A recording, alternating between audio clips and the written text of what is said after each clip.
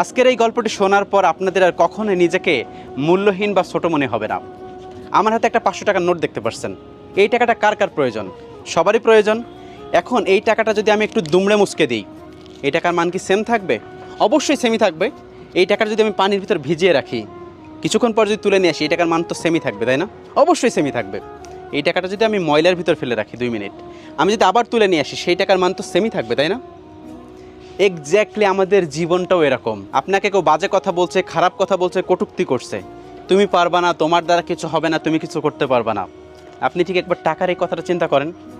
টাকাটা আপনি ফেলে দিলেন, একই মূল্য। টাকাটা আপনি ময়লার ভিতরে রাখলেন, একই মূল্য। টাকাটা আপনি পানির ভিতরে রাখলেন, একই মূল্য। ঠিক তেমনিভাবে মানুষের মূল্য এরকম কমে যায় না। আপনিও টাকার থেকে অনেক বেশি মূল্যবান, সবসময় মনে রাখবেন।